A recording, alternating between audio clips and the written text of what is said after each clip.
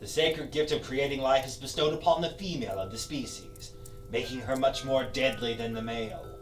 Her body an earthly vessel in which you and your very soul are conceived. It is there within her womb you are formed and shaped by whatever gods you put your faith in. A fragile thing, spirit now bound to flesh. Without this, your species could cease to exist. Now that's a lovely thought, isn't it? As fate and destiny wait close by, listening for the first cries of the newborn, a mother makes a choice to devote her life to her child. What if that devotion, however, was anything but pure? Sometimes you're brought into this world, and before you've even spoke or learned to crawl, you know your first enemy, rocked to sleep by the very hands that will crush the life out of you.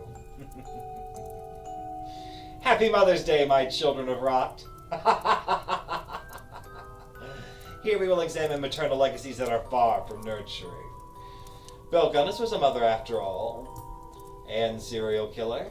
She lured in lonely men to marry with personal ads, made her living from insurance fraud. She torched to ash one of her homes, leaving inside 3 of her own children. 2 more were to perish later, poisoned by her, all to turn a profit. This was perhaps more merciful than the deaths of the 41 other men she killed, one of whom she sent through a meat grinder. Messy, messy, messy. Let's not get ahead of ourselves, however. Simply consider that fair warning, my dear audience, for what's to follow. For the tales within my bassinet, not even a mother could love. They cut much more than an umbilical cord. Step into my nursery, and together we will peek inside this cradle of despair. What I like to call my Mother's Day special. Darken the room, my children of rot, and we shall commence.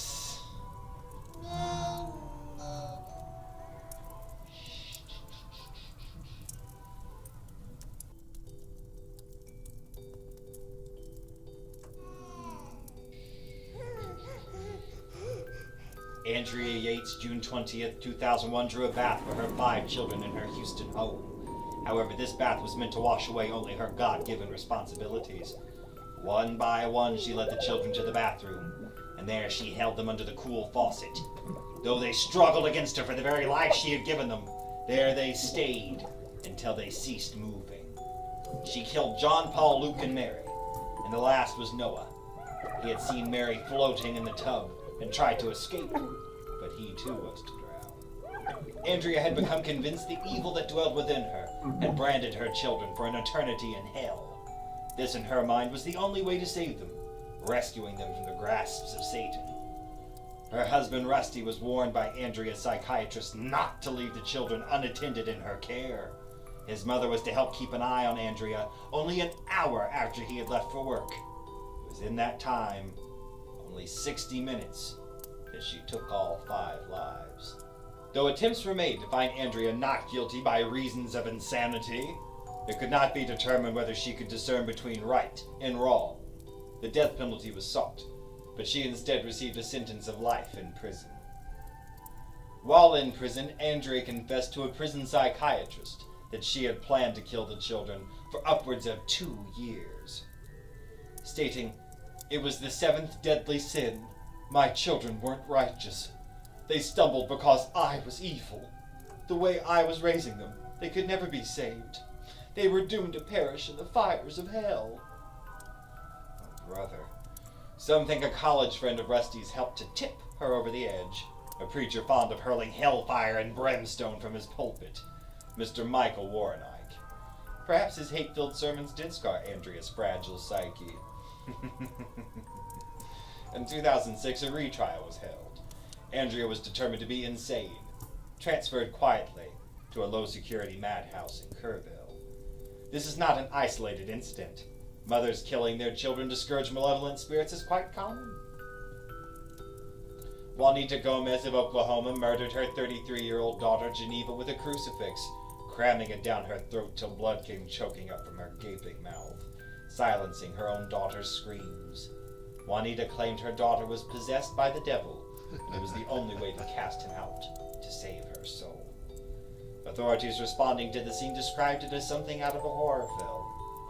A Texas mother named Jessica Carson beat the demons from her 13-month-old baby with a hammer just last year.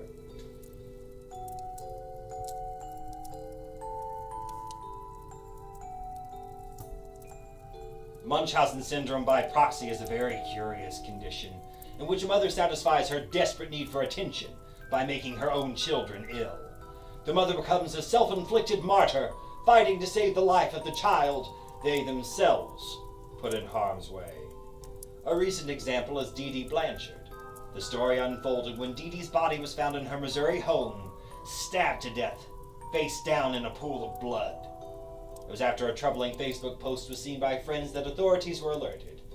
It read simply, "That bitch is dead." Indeed she was. But why? The culprits were her own daughter Gypsy Rose and her chatroom boyfriend, Nicholas Godejohn. Years of physical and mental torture had pushed a pathetic Gypsy Rose over the edge. Gypsy for years had been forced by her mother to live her life in an unneeded wheelchair and to undergo many operations to treat imaginary illnesses concocted by Dee Dee, a charade she would pay dearly for. Gypsy's salivary glands were removed. She was treated for leukemia and fed only through a feeding tube.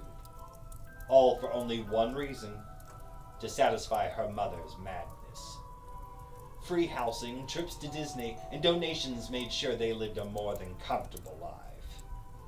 Dee Dee used her daughter's seeming disabilities to turn a profit for years, leeching off the kind deeds and good nature of others. Disabilities Dee Dee herself created by shaving her daughter's head and starving her.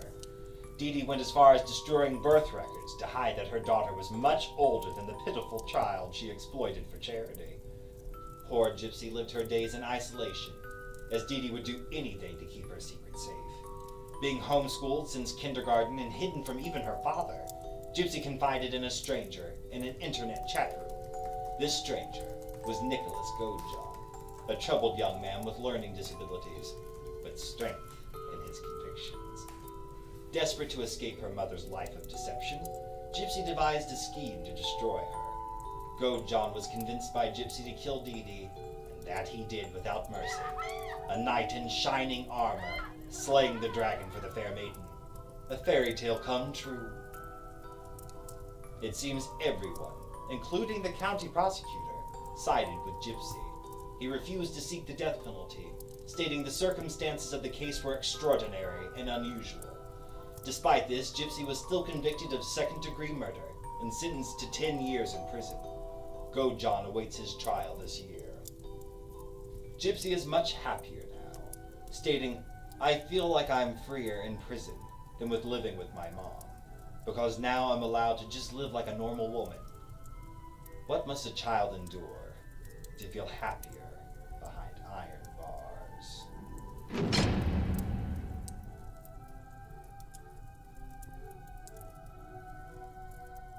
What's a mother to do after her child has gone missing? That's simple. Confess. It was a war Memorial Day weekend in 1991 when Michelle Lazinski took her son Timmy to the Sayreville Carnival in New Jersey.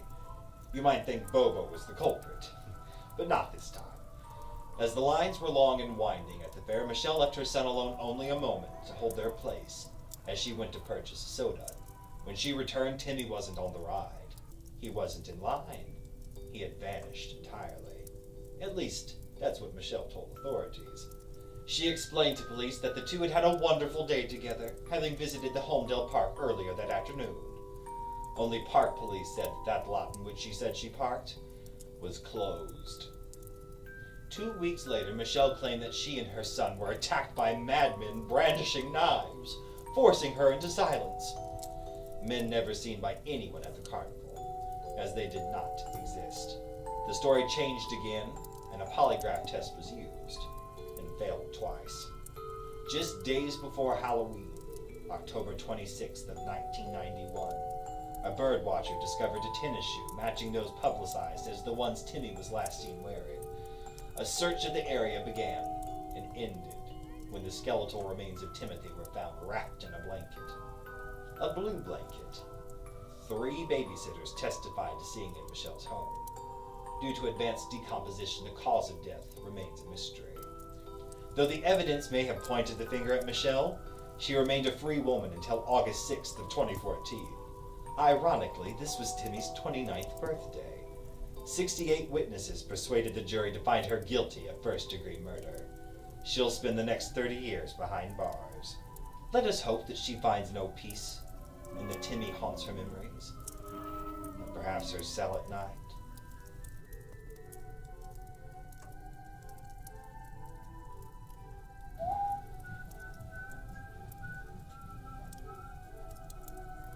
Any Mother's Day special would be remiss without mention of my old friend, the weeping woman, La Llorona.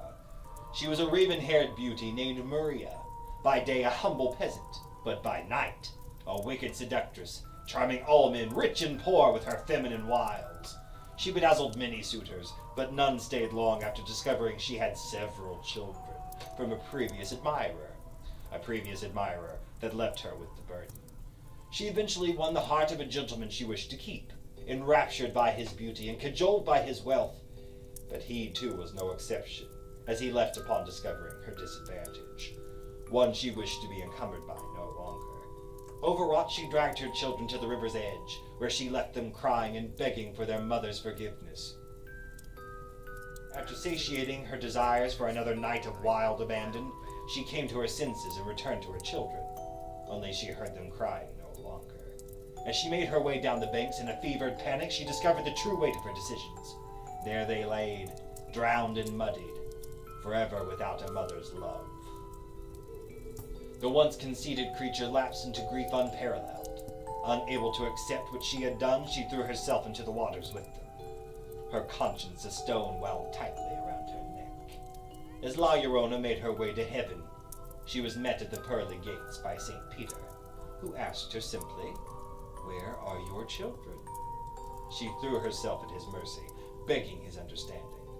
St. Peter took pity upon her, and with compassion he explained that she must go back to find her sons, to bring them up to heaven with her, lest they remain lost souls forever. La Llorona still searches today, unable to find them, wandering the night, the malaise of purgatory robbing her of her beauty, begging her lost children to come home. She is said to find children that resembles those she lost, drowning them, so that she might take their spirits to heaven, to pose as her own. Mothers, after all, have a great responsibility. La Llorona learned this the hard way. I could continue. For example, Ed Gein, the inspiration for Norman Bates, and Leatherface, owes his legacy of terror to his overbearing mother, the same mother he tried to become by making a costume constructed from dead bodies. Or how Eileen Wuornos and Elizabeth Bathory were also mothers. But let us leave something for next Mother's Day. Get over here.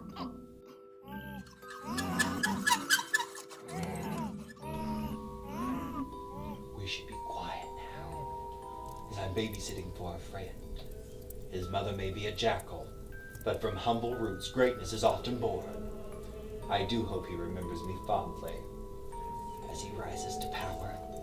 And to think he'll make the whole world one of my tales of midnight. Now go visit your mommy, let her know how much you love her, and find out what secret she may be hiding. After all, you could be our next show subject of interest. Only she can say now for certain, but one should always listen to their mother, as she knows best. Now, remember me as you scroll by. If you like our show, then please subscribe, as we are now. So you must be. Prepare for death and follow me.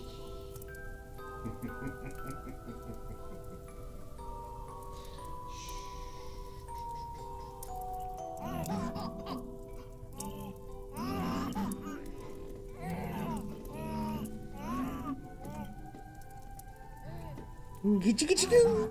Gitchy-gitchy-goo! What a darling little baby. Gitchy-gitchy-goo! Isn't he cute, Bugsy? It looks pretty damn ugly to me. Hush! We all picked out presents for you. I picked out this one. Hail Satan!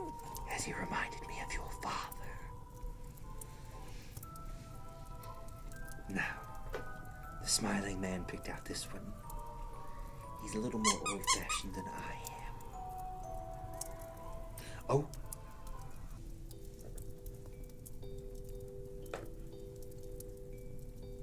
The beast dug up something for you. He was grave robbing all night just to find the right one. God love him. He tried at least.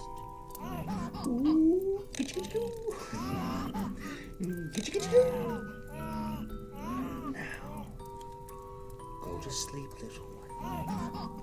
Nighty-night sleep time. And don't let the vampires bite. Shh.